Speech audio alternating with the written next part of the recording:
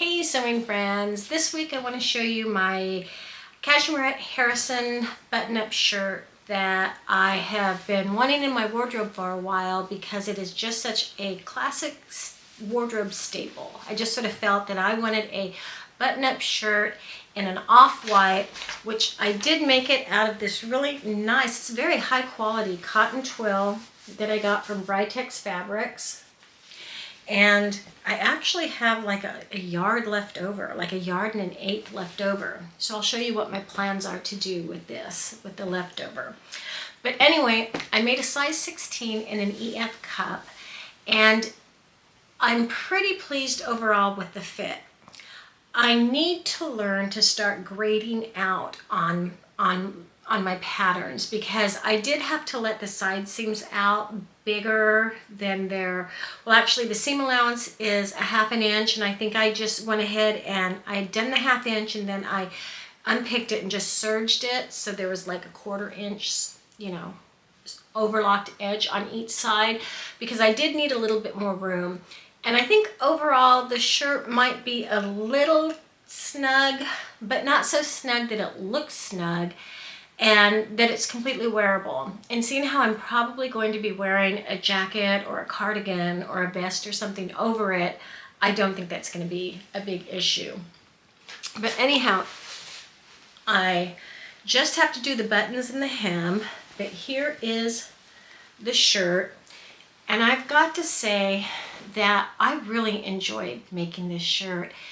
I was just sitting at my machine and just so happy and was having fun because, you know, it was actual sewing. Not just, for instance, a t-shirt where you just serge up 2 sides and put on a neckband, but it was real sewing. I mean, you have your collar and your collar stand, which I'm very proud of. I have some loose threads here I need to take out. But here's my collar and collar stand from the back. And I know you're supposed to have top stitching around the back on the collar stand, and I'm going to think about whether I want to add that because I kind of like the plain look. But here's the inside. I have my sleeve placket, the little tower sleeve placket that I thought was a pretty good job. And of course your cuffs. And it just was a lot of fun making this. So overall, I'm pleased with it. I shortened everything I shortened all the pattern pieces 1 inch. I think what I'm going to do is they have you do a hem where you roll it over 1/4 inch and then you roll it over again. But as this has this curve in it, I don't know if you can tell. Let me see if I can get a better view. Oh, it's hard, but you know, it goes up at the side and then, you know, back. And I've heard that is, and it is really hard to turn it up and turn it up. So I think I'm just going to get some bias binding and hem it that way. And then I just need to do the buttons and buttonholes, and then I'll be good.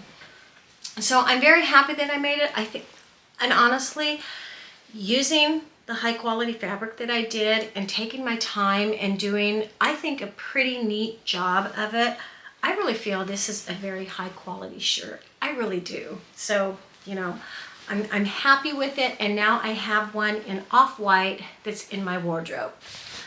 But I have to say, it's time to move on to some other blouses, because as much as I wanted the button-up shirt, the Harrison shirt, because it's princess seamed, I do tend to feel a little boobish in it, you know, because most, you know, the princess seams, it goes over the chest and then it kind of pulls in. And I was looking at Instagram and I noticed the same thing that I was feeling or seeing in my shirt, I was seeing on other people too. So it's not necessarily my body type, it's how the shirt is drafted. And I kind of feel like the Harrison is last year's shirt. And that's maybe why Cashmerette came out with the Vernon, which is, I think, a more modern kind of button-up shirt. I could be wrong. I'm just hypothesizing based on what I think and the information I see. But anyhow, my next shirt this week that I plan on making is the Patina blouse by Friday Pattern Company. And I am real excited to make this because I've seen a few people on YouTube who've made it, and then I've seen a lot on Instagram, and I'm just blown away at how nice looking the shirt is. So I'm hoping that I can get one or maybe even two made this week, and I can show it to you in next week's video. So I'm thinking a nice short sleeve, and then I really like the long sleeve version as well. And the fabric, I haven't quite decided on the fabric that I want to make it out of. I need to, if you guys have any ideas, let me know in the comments. I think for the toile that I'm going to use, my wearable toile, I have this viscose from Lady McElroy, and it's in a color I really don't like. I had bought it without really giving it much thought, but it is a very nice drapey viscose. And so this will be, I think, my wearable toile. And then if I can find my, what's the word? My permanent, not my permanent, but you know, the fabric that, you know, I'll make it again out of that. So that's my plan for this week. Now, some other things that I want to be working on is, as I said, I have about a yard and an eighth left over of this cotton twill. So I think the plan on this is to do the Cashmerette Curso top, because again, I think that's a top that will look really good. Here we go. Just a very basic top, kind of a V-neck. And I think that that would be a good top that you can wear underneath a cardigan or underneath a jacket or a blazer, and then pair it with a nice pair of trousers or pants. So that's on the docket, as well as the patina blouse. And then I'm being a little ambitious this week, but I'm gonna give it a go. But I have to say, remember the fielder from Merchant Mills? I went ahead and showed you the linen and the ribbing that I bought. So I was getting ready to lay out the pattern on this, and I gotta get my notes. Hang on just a minute. So I remember when I was buying the pattern, they have two sizes. You can do 6 to 18 and then size 20 to 32. And I thought, you know, I'm kind of in that 18 to 20. And it kind of struck me as not necessarily odd, but I found it interesting that they didn't have a crossover. Like, you know, some, I think Cashmerette has 0 to 16, and then they have 14 to 32, and you get that crossover. But there was no crossover with the Merchant Mills patterns. And I think that's because, and again, just kind of coming to my own conclusion, I think they use one block for their 0 through 18 patterns, or, you know, and they use a totally different block for the larger size or the more inclusive size patterns. And at first I was kind of upset, thinking, what, do they have like chubby pattern block sizes? But then it did make sense to me. When you're bigger like I am, you really aren't just the same size as someone who's very small and thin, only bigger. I mean, we do have different, you know, our arms are, you know, bigger. I mean, so anyhow, then I thought, well, maybe they're trying to be real thoughtful in accommodating larger size patterns rather than just taking the same pattern that's small and just expanding it. I don't know. These are just things that go through my head. That's kind of what I thought. But I went to go and look at the size 20 because I thought I'm probably a size 20 because I had bought a couple of patterns that were size 18s, and granted they were pants patterns, so they were really kind of tight in the waist and a little in the hips, but mostly the waist. And I'm looking at the measurements and I'm thinking, you know, maybe I should go for a 20. You know, be realistic, Carol, go for the 20. Well, I'm looking at the measurements that they have on the 20, and it's like, there's no way. There's no way. The chest or the bust, 45 inches. And I'm like, 45? That's way too big. I mean, I'm about 43.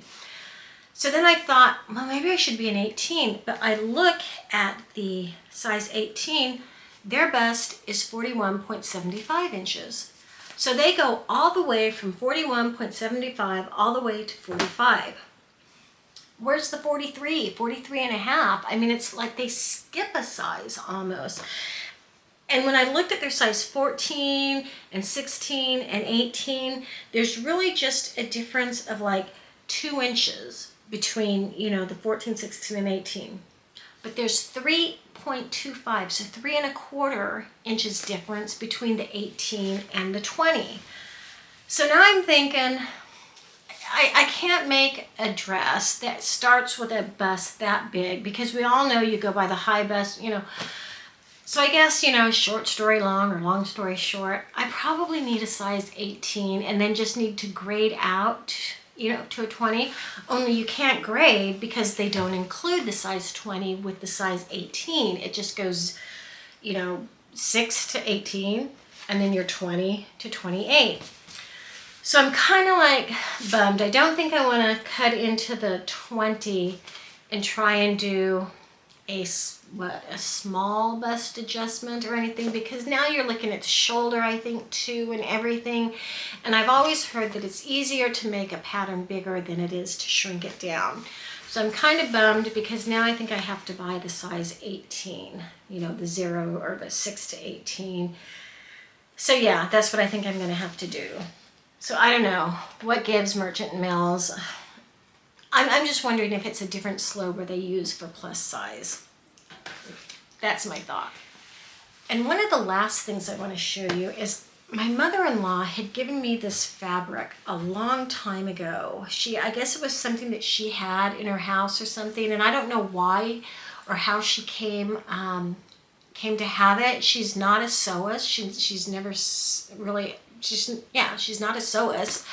So I don't know why she had it, but she went ahead and gave it to me along with some other fabric. And I remember seeing this and thinking, oh, okay, I don't know. And there's a lot of it. I think there's like 4 yards or something.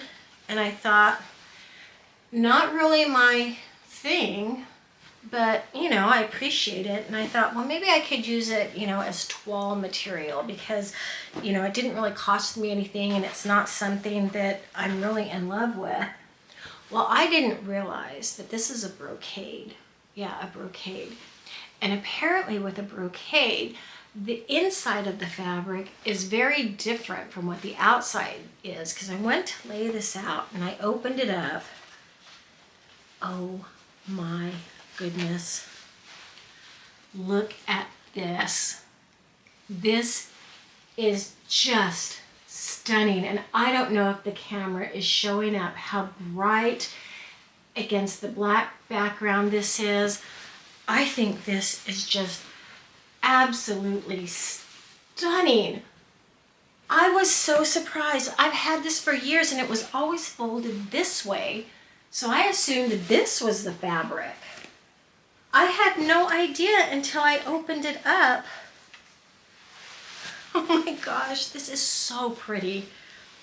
That this is the fabric. Oh, I need to get you a better shot here. I should just open it up. Yeah, I'll just refold it for you. But here we go. This is the fabric. I just think that is so beautiful. So now I'm wondering, what do I make out of it? I've never made anything with a brocade. And you know, it feels kind of thick. So I'm thinking it doesn't feel real breathable. Maybe a jacket of some sort or a coat. I don't know, but I think this is just so beautiful and I just feel so bad that I let it sit in my drawer for years. Years. It might have been over 10 years. And I never did anything with it or I never looked at it because I thought this was the fabric. And it just didn't strike me as being anything that I would be interested in. So once again, I jumped to conclusions. Well, actually, I didn't jump to conclusion. I just didn't know any better. So now I have to kind of look at brocades. This has got me curious as to why a brocade looks this way. Because I went to Joann. Well, I've seen them at Joann's, and they do look completely different on the inside than they do on the outside. So now I just want to do a little bit of reading and find out why a brocade is made and what's it for, etc., etc. Blouse made. So I'm just going to kind of drill down and focus on that because lots of times I get distracted, you know, shiny new things, but I'm going to focus on that. But in the on the side, I got to start thinking of a really warm spring, early summer wardrobe to make, and I've got some fun ideas that I'll share with you next time about that. So thank you so much, guys. I hope you like and subscribe and leave me some comments, and I will see you next week. Bye-bye.